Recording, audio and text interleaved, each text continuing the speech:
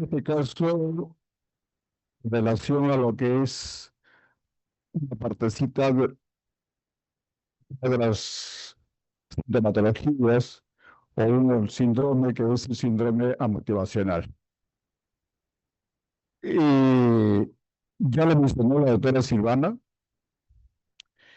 por ahí en varias de sus láminas señala la presencia de comorbilidades, ¿no? Y en ese aspecto las comorbilidades no es frecuente ahora, ¿no? Desde el punto de vista psiquiátrico, lo que es el consumo de drogas. Cada vez en otras instituciones, como en este caso el Instituto, el Hospital de Nilo Valdizán, ¿no? O el Arco Herrera, u otras instituciones especializadas en adicciones, encontramos estas famosas comorbilidades psiquiátricas asociadas al consumo o patología dual. Posiblemente en atención primaria encontremos sí patología adictiva pura, pero la prevalencia de patología dual o comorbilidades es muy alta. Por señalar, en nuestros servicios de hospitalización del Hospital de Valdizán, tanto para hombres como para mujeres, la prevalencia de comorbilidades es un 90%. O sea, no solamente es el consumo de droga, sino la patología psiquiátrica asociada. Y dentro de ello, encontrarse lo que acaba de señalar la doctora Silvana, el síndrome depresivo, o más complicado, el trastorno depresivo, o el trastorno bipolar, sea sus manifestaciones en estos polos, ¿no? Sea episodio maníaco, depresivo o los mixtos. Es muy común encontrar, especialmente en el grupo de mujeres adictas, por ejemplo, lo que es trastornos depresivos. Tal es así que en el grupo de alcohólicas la prevalencia de trastornos afectivos es un 50%. Y eso es muy importante recalcar, debido a que la población que atendemos como instituciones especializadas es una población bastante sesgada, ¿no? Han pasado ya por diversas instituciones, tanto en el enfoque de tratamiento como intervenciones. También de igual manera, ¿no? Son pacientes que han pasado, ¿no? por intervenciones de profesionales de la salud mental, ¿ok? Médicos, enfermeras, obstetriz, psicólogos. Entonces, muchos pacientes con toda seguridad que vienen con comorbilidades y uno de los problemas que estamos observando es el trastorno del ánimo, en este caso depresión, y que ahora vamos a hacer una distinción entre depresión y un famoso síndrome que hemos mencionado de hace varias décadas, el síndrome motivacional. Deben entender, ustedes son auditorio a la salud mental y generalmente cuando hablamos de síndrome motivacional ligado en el campo de las drogas, no es marihuana, ¿no? Según ya últimas investigaciones, no es solamente la marihuana que produce este famoso síndrome motivacional y que lo vamos a encontrar generalmente en consumidores crónicos de marihuana. ¿Ok? Bien, con esa pequeña introducción entonces vamos presentando, a ver cómo funciona esto. ¿Quiere avanzar? Ya. Depresión en personas con consumo de sustancias. Aquí es muy importante precisar, acuérdense que muchos de estos pacientes que demandan atención por consumo de drogas deben estar en situación de intoxicación, ¿ok? En emergencia puede aproximarse este paciente por intoxicación a la sustancia, sea sustancias estimulantes o sea sustancias depresoras generalmente, por mencionar las más frecuentes, ¿no? Aproximarse estado de síndrome de abstinencia. De igual manera, aproximarse por la comorbilidad ya instalada en este paciente adicto, estoy hablando específicamente de población adicta, a un síndrome depresivo ya complicado con un trastorno depresivo. Por no hablar de otras patologías que pueden estar asociadas. Entonces, la depresión inducida por sustancias, como ven ustedes, se produce durante la intoxicación, por ejemplo, el alcohol, ¿no? Por hablar de los depresores. Otro depresor podría ser que si lo que se está usando son las benzodiazepinas, Muchas de ellas indicadas a veces por el profesional de la salud, por el médico, ¿no? Es muy común nosotros, ¿no? En el campo de la salud mental, prescribir benzodiazepinas, pero no advertimos al paciente que hay limitaciones para el tiempo que se debe prescribir. Y de igual manera, ¿no? Ahora también estamos detectando, y que no parecía en el siglo pasado, el consumo de opioides sintéticos, ¿no? Lo más común es usado en el campo médico, por ejemplo, es el famoso tramadol, ¿no? Vamos a encontrar, indica un paracetamol, pues si no, un tramadol. Y todos felices, ¿no? Porque nos cae bien, qué fenomenal este dolor, se me fue este dolor. Y ya para la próxima solamente le recomiendo pues a mi vecina, ¿no? Tramador para todo el mundo y seguir. Y cuando menos pensamos, porque no hay la indicación precisa por el tiempo que tiene que usarse, se llega al abuso o la dependencia. Entonces, como ven, son los productos más comunes en ese sentido que puede haber una depresión inducida por sustancias. Depresores, alcohol, tomando en cuenta ya en estos tiempos, especialmente benzodiazepinas y clonazepam, diazepam, hay como 30 o 40 en el mercado, ¿no? Que vamos a la farmacia y fácilmente el boticario nos lo va a indicar, ¿no? Sin necesidad de esa receta. Pero muchas veces es el doctor, porque es el paciente que nos dice, doctor, pero ¿por qué si su mejor amigo o su colega y me dice que toma, verdad, me cae muy bien, porque, por ejemplo, ha mejorado mi sueño, ¿no? Como acá con mis 3 cajitas, 3 de aproximación, ¿no? En el hueco ya tengo para todo el año, ¿no? Entonces, depresión inducida por sustancias. Por no mencionar otras, ¿ya? Que no son muy frecuentes. El mecanismo y evolución. Por supuesto, esto va a provocar una serie de alteraciones neuroquímicas que no voy a entrar en detalles en ese sentido, posiblemente quienes antecedieron la primera presentación ya lo hemos señalado, suele mejorar en semanas tras la abstinencia sostenida, ¿ok? Suele mejorar pues, posiblemente ese estado de insomnio, ¿no? O ese estado de ansiedad. Gracias. Y está un poco recio, ¿querés colaborar? Creo que está deprimido también.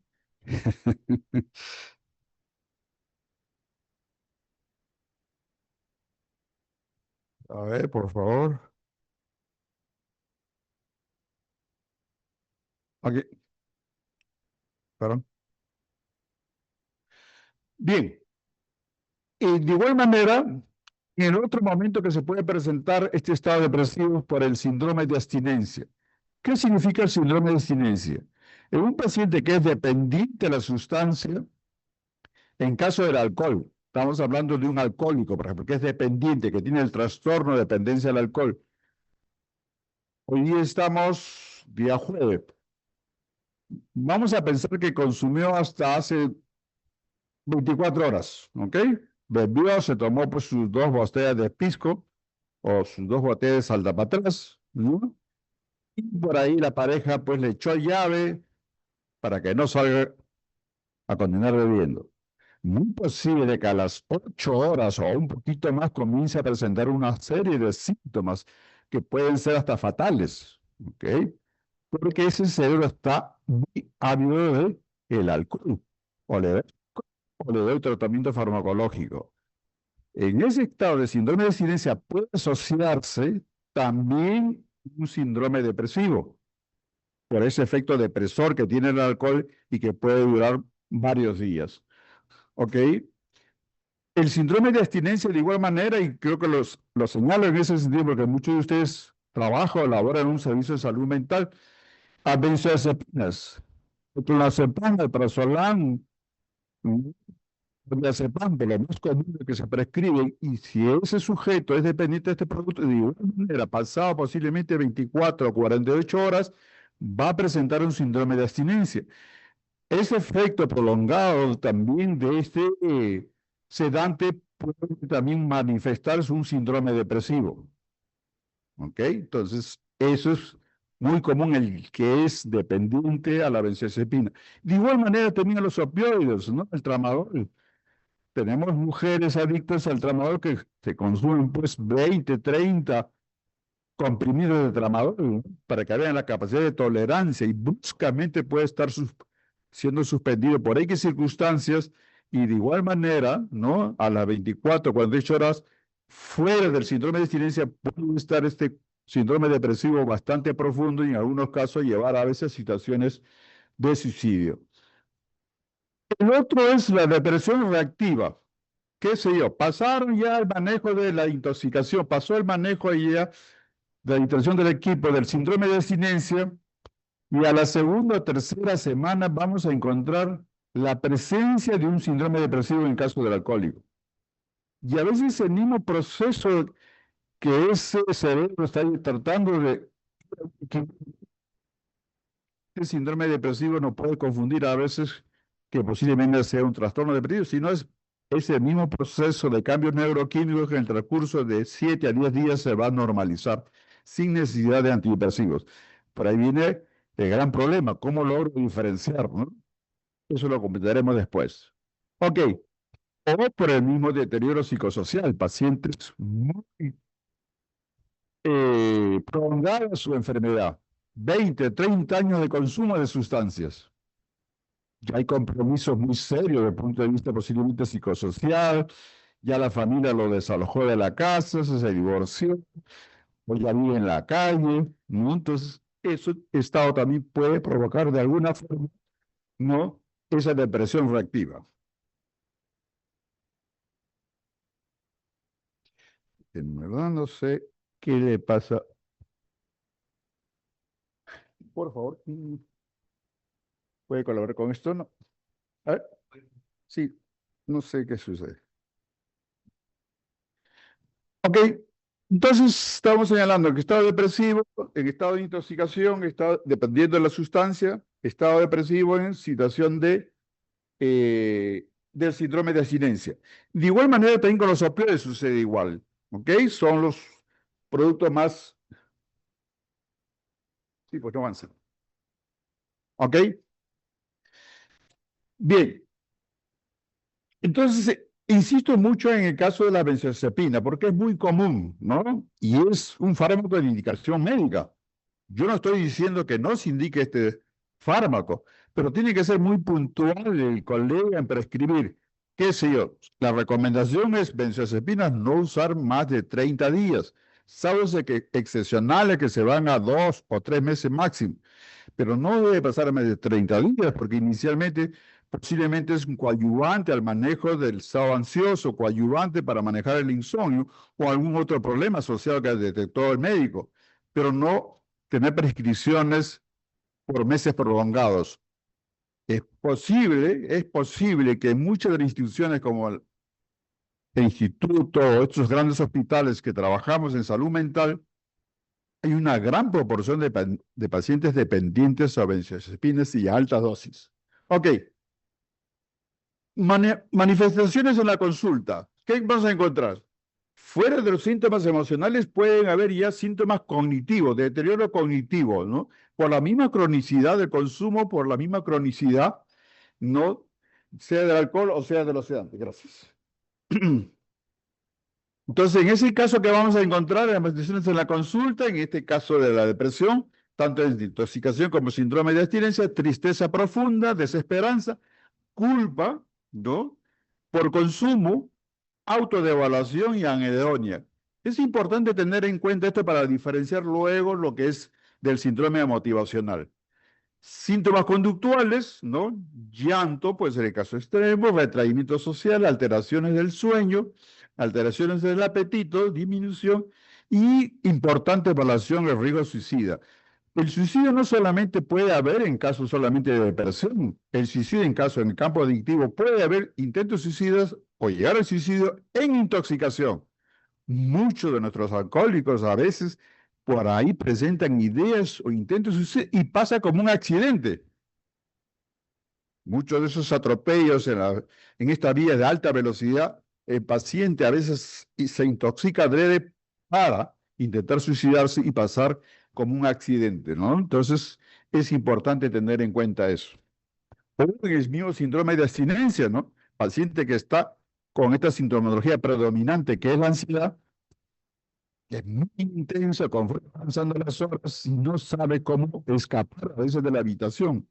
Hace pocos días, por ejemplo, un ingeniero que entró en síndrome de abstinencia, la esposa le asegura el departamento, le echa doble llave, pero se olvidó de la ventana abierta y se lanzó por la ventana para irse a consumir. Por supuesto, lesionado, ¿no? Desde el punto de vista traumatológico muy serio. Indicadores que favorecen la depresión versus apatía o motivación. En la depresión vamos a encontrar, como les voy a repetir, tristeza real y persistente, ¿no? No solo falta de interés, autoculpa, ese sentimiento de culpa, baja autoestima y desesperanza. Esto lo vamos a encontrar aquel que sufre de el problema de la depresión. Sufrimiento subjetivo intenso, independientemente del consumo, independientemente ya que esté intoxicado, independientemente del síndrome de abstinencia, puede persistir esta sintomatología y especialmente esto lo vamos a poder observar cuando el paciente está en un servicio de hospitalización, puede ser corta, de 30 o 60 días. Eso nos permite a veces precisar diagnósticos y luego continuar en el tratamiento ambulatorio. Persistencia temporal tras abstinencia esperada. Se superó la abstinencia y persiste la sintomatología depresiva y continúa. Entonces, aquí estamos hablando de un estado depresivo que este paciente lo presenta a pesar de haber superado ya la intoxicación, el síndrome de abstinencia y persiste no, estos síntomas mencionados. Ahora vamos al otro síndrome mencionado, que es el síndrome motivacional. Entonces, históricamente el síndrome motivacional estaba relacionado a los consumidores crónicos de marihuana, ¿no? Ese típico adolescente que a veces los padres le alarman, chico que viene consumiendo desde el inicio de la adolescencia, llega al quinto año de secundaria y le dice, papá, voy a tomar mi año sabático porque mira, he estado estudiando 12 años y hasta ahora no tengo descanso, entonces mi año sabático de un año. Y lo permiten, ¿no? Y papá, alarmado, mamá, alarmado. ¿Qué pasa con este joven que estaba muy entusiasmado por estudiar estudios superiores? Interés por la vida, ¿no? Entre comillas, el chico flojo, ¿no? Flojo. ¿Qué piensas de la vida, no? Papá, pues mi año sabático, vos. Ay, entiende. Posiblemente esté desarrollando un síndrome amotivacional, en este caso asociado al consumo de sustancias. Generalmente se asocia al consumo crónico de cannabis, como le mencionaba, ¿no? Ese era lo que nosotros como profesionales detectamos, pero también se ha determinado que esto no solamente se presenta en consumidores crónicos o con dependencia a marihuana, sino también a sedantes, a opioides. Y es necesario mencionarlo porque vuelvo a recalcar que en esta temporada, en esta época post pandemia, se está detectando con cierta frecuencia o otras sustancias depresoras que están apareciendo por ahí, ¿no? Por ejemplo, en caso de opioides, ya tenemos pacientes que nunca pensamos que iba a llegar a nuestro medio, consumidores de fentanilo, ¿no? Hace una década atrás era imposible pensar que en los peruanos había de presentarse consumo de fentanilo y se está dando, no solamente vía oral, sino vía endovenosa. Entonces, es importante también tener presente para poder diferenciar el síndrome motivacional de lo que es el síndrome depresivo. Entonces, ¿qué características hay en el síndrome motivacional? Aplanamiento emocional. No suele existir tristeza profunda, no es como el cuadro depresivo. Es una tristeza displicente ahí el chico, ¿no? En ese sentido. Déficit motivacional, falta de iniciativa, pues, ¿no? No hay planes de vida. O sea, ¿qué quieres estudiar? ¿No? Pues déjame todavía gozar de este año sabático. Problemas para planificar y ejecutar metas. Ese adolescente no tiene nada proyectado en ese sentido. Lentitud decisional. Déjame pensar, a ver, estoy pensando que voy a estudiar. ¿Mm? Pobre capacidad de esfuerzo voluntario y reducción de interés por proyectos vitales. Es muy importante. Pero esto es en el consumidor crónico, no es en primera instancia, por si acaso. Importante aclarar. Vamos a enfocarnos en lo que es en esta lámina en relación a lo que es en el consumo de marihuana. Ustedes saben que marihuana prácticamente está liberada en nuestro medio, ¿no? Las leyes lo permiten. Eh, Hay por ahí posiblemente también indicaciones médicas, pero hay que ser puntual. No puede generalizarse el uso de marihuana en ese sentido, ¿no? Y no es la marihuana en sí, sino es una parte de la sustancia que está indicada para el uso médico. Alteraciones dopaminérgicas, reducción de señalización en vía mesolímbica que afectan la motivación y recompensa. Esto desde el punto de vista neuroquímico, que van a haber compromiso en ese sentido a través del consumo crónico, en este caso de marihuana. Cambios en el sistema de recompensa, desacoplamiento en estímulos reforzantes y respuesta conductual. Y un estilo de vida asociado que suele acompañarse inactividad, ¿no? Y pérdida de rutinas reforzantes positivas. Clínicamente, ¿cuál es la frase típica de este adolescente consumo crónico de marihuana? Podría hacerlo, pero no me importa. Abandonas actividades no placenteras. Tiene una emoción plana el adolescente en consumo crónico. Evaluación diferencial, tiempo de abstinencia, es muy importante, ¿no? Estamos hablando que ya no está intoxicado, no está en síndrome de abstinencia. Historial previo, como en todos los casos, no tenemos que hacer una buena historia para precisar, porque vuelvo a insistir, no solo hay que pensar en el consumo de las sustancias, sino de las comorbilidades asociadas que muy frecuentemente podemos encontrar desde el punto de vista psiquiátrico. Gravedad del sufrimiento, el riesgo suicida, como voy a insistir, se puede dar el riesgo suicida intoxicado, que pasa como accidente, o en síndrome de abstinencia de igual manera, cuando estos síntomas son muy aparatosos, en el caso, por ejemplo, mm, del síndrome de abstinencia del alcohol, ¿no? Y las comunidades psiquiátricas, como lo vuelvo a repetir. Intervención, psicoeducación, ya lo ha mencionado la doctora Silvana, la psicoeducación es básica, la que debemos hacer todos los profesionales de la salud mental, desde el psiquiatra hasta posiblemente el técnico de enfermería. Es algo muy sencillo, pero que muchas veces lo dejamos de hacer, porque es tan sencillo como muchas veces le menciono, es como el coquito en la salud mental, psicoeducación en el campo de las adicciones, psicoeducación en las patologías psiquiátricas, importante porque en nuestra población lamentablemente hay un déficit educativo muy serio, ¿no? Y eso déficit no solamente es desde el punto de vista de conocimiento, sino también en salud. Y no hablamos solamente de estrato social bajo, nos encontramos con sorpresas de estrato social alto, de otros profesionales que no son de la salud. Y ahí vienen las sorpresas, ¿no? Creo que eso es muy importante enfatizar la parte psicoeducativa. Intervención sobre el consumo, por supuesto, tengo que intervenir sobre ese consumo de sustancias, consumo de sustancias. No solamente a veces hay marihuana. Acuérdense que cada vez hablamos de abuso o polidependencia. El alcohólico que consume alcohol y consume sedantes para potenciar el consumo de alcohol, porque ese whisky es muy caro, entonces lo asocio pues el consumo de clonazepam, entonces potencia ese estado depresivo. Y la marihuana suficiente, ya uso otros productos y así van incorporando, ¿no?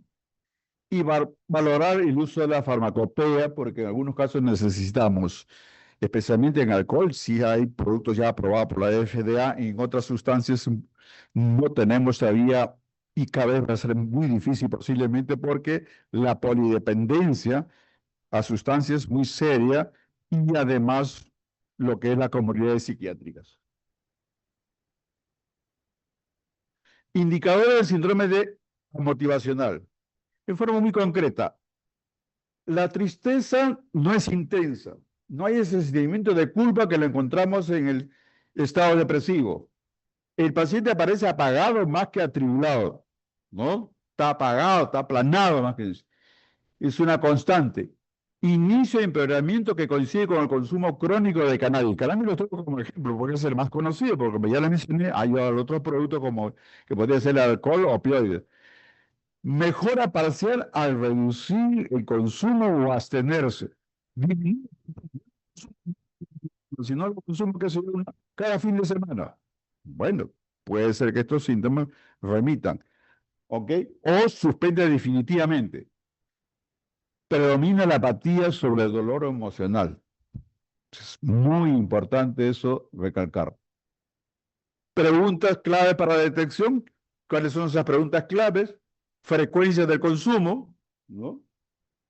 No se va a dar en aquel dependiente que es posiblemente una vez cada 15 días, cada mes. Posiblemente va a ser aquel que consume con mucha frecuencia. La calidad de la marihuana, entre comillas, no es igual la marihuana de Cieneguía que la marihuana que viene de Holanda, por decir, ¿no? Hay diversas intensidades y eso también nos confunde a veces. Porque hay padres que dicen pues, que han consumido marihuana y a sus hijos, doctor, yo tengo probado marihuana. Sí, pero usted consumió la marihuana de Cieneguía y usted no sabía, no consumía, qué sé yo, la florcita, las hojitas, sino se consumía el tallo porque no sabía dónde estaba la mayor concentración. Su hijo ya conoce ya qué tipo de marihuana tiene que consumir y no consume pues la marihuana peruana. Entonces creo que eso es muy importante a veces para poder precisar. Estas sustancias son cada vez más potentes en nuestro medio. Pérdida de metas, ya lo mencioné en ese sentido, ¿no? Ya no hay proyectos en ese joven. Velocidad cognitiva y organización, se siente menos organizado o más lento para tomar decisiones en su vida en general, ¿ok? En los estudios, en el trabajo, ¿no? En la vida familiar. Entonces, son claves para averiguar. Claves clínicas, desde el punto de vista del compromiso del afecto, ¿no? Lo que es la motivación y la relación con lo que es el consumo. No voy a repetir por ahí. Y ahí tienen ustedes, ¿no? Diferencias clínicas muy importantes entre depresión y síndrome amotivacional.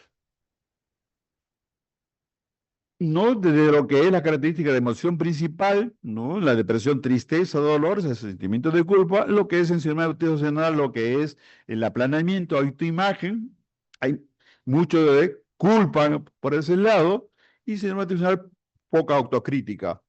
Y así sucesivamente, como ven ustedes en esta tablita de mucha ayuda para precisar. ¿Cómo diferenciamos el estado de ánimo? Ya les decía, ¿no? Tristeza persistente, orientar a depresión. Emoción plana, neutra, nos orientamos al síndrome motivacional. Exploración del consumo, casi diario. Y el canal, a alta probabilidad de síndrome motivacional. Sustancias como alcohol o opioides van a hacer más complicado el diagnóstico. Acuérdense que muchas veces hay la polidependencia. La autoevaluación, autoculpa, ligado más cerca a lo que es depresión. Aislamiento, formación, más que todo a la depresión. Indiferencia amotivacional y desorganización amotivacional. Como ven ustedes, ¿no? Hay algunas pautas que nos pueden ayudar. Maestro Castillo, ¿cómo está? Y como ven ustedes en este caso, ¿no? De Lucía, una mujer joven, es importantísimo, por supuesto, la historia. Y esa historia desde muy temprana edad, especialmente esa etapa de la niñez. En adicciones es clave tener, y en general en el campo médico, la historia de esa niñez. A veces nos encontramos con sorpresas y es muy prevalente, por ejemplo, uno de los trastornos en el campo de las adicciones como comunidad psiquiátrica es el famoso trastorno de hiperactividad con déficit de atención. Y ahora en estos últimos tiempos estamos encontrando todo ese espectro del TEA. Se detecta más, hay más casos, hay muchos interrogantes en ese sentido. Entonces, esa historia es muy importante para poder precisar luego cómo esa etapa de la adolescencia se va incorporando en el uso de sustancias. Por ejemplo, en el caso del TDAH, es muy común encontrar en ese adolescente que ha experimentado por diversas sustancias. Desde la adolescencia a la adultez posiblemente ha consumido 5 o 6 sustancias, ha experimentado en toda su historia de consumo. Y algunas de ellas posiblemente predomina en su cuadro clínico. Los síntomas, como ya le hemos señalado en ese sentido, uno de esos, entre comillas, el pedir su año sabático, ¿no? Y las observaciones externas, ¿no es cierto?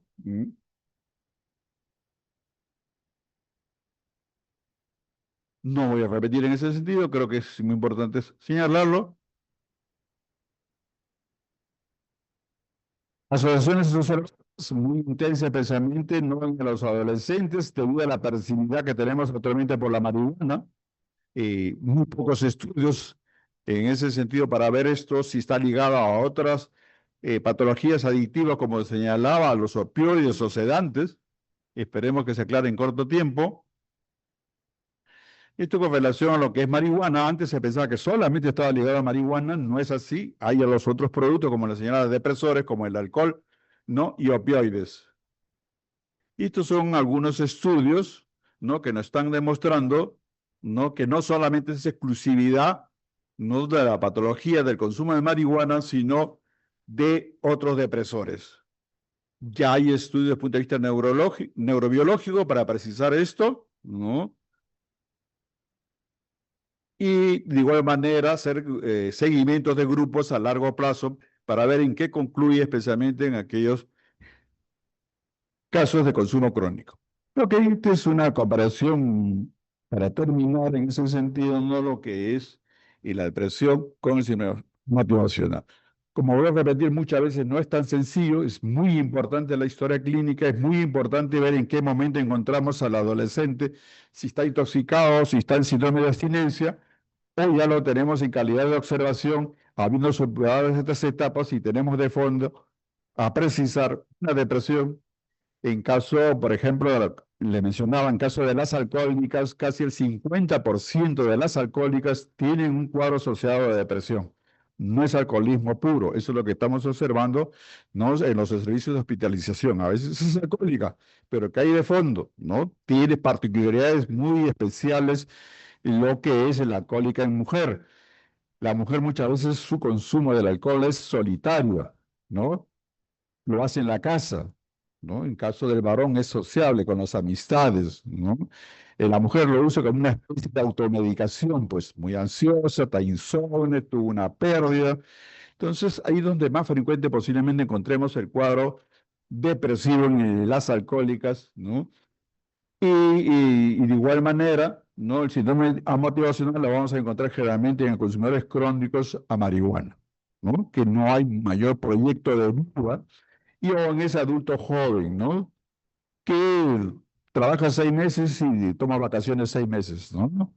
O ya no toma vacaciones de 30 días, sino de 60 días, ¿no? Entonces, creo que la historia es fundamental y trascendente, pero sí cada vez es mucho más compleja. ¿Por qué? Por la polidependencia. Cada vez es más fácil detectar la polidependencia entre estimulantes y depresores. El mercado está inundado, ¿no? De lo más común, por ejemplo, para hablar de un estimulante ahorita, los famosos energizantes, ¿no? Red Bull, para salir de ese estado. Si el paciente trata de automedicarse, salir de ese estado no depresivo o salir de ese estado de un síndrome motivacional, va a buscar de alguna forma, la familia se va a desesperar y van a administrar a veces otros productos como la cafeína, que está presente ahí, o el tabaco, que es otro estimulante, por hablar de los más comunes y que posiblemente no le demos importancia. Entonces, ya casos más serios, posiblemente muchos de estos casos van a ir al consumo de estimulantes más poderosos. ¿Cuáles son? La cocaína, por ejemplo, ¿no? La cocaína es un estimulante muy poderoso, muy potente, y nos va a sacar transitoriamente por algunos minutos, algunas horas de este estado. Pero el uso ahora en estos tiempos de los productos anfetamínicos, ¿no? Muy común ahora, por ejemplo, ¿no? Cómo se administra el mayor problema en los gimnasios, ¿no? Cómo proporcionan a través de estos famosos jugos o batidos, o los famosos productos que venden, pues, para tener, y a veces hace ese efecto estimulante para contrarrestar estos estados que estamos viendo, sea depresivo o sea un síndrome motivacional. Pero no es suficiente, pero los cambios neuroquímicos son muy serios a nivel cerebral. Muy bien, gracias. Y si hay alguna pregunta, encantadísimo.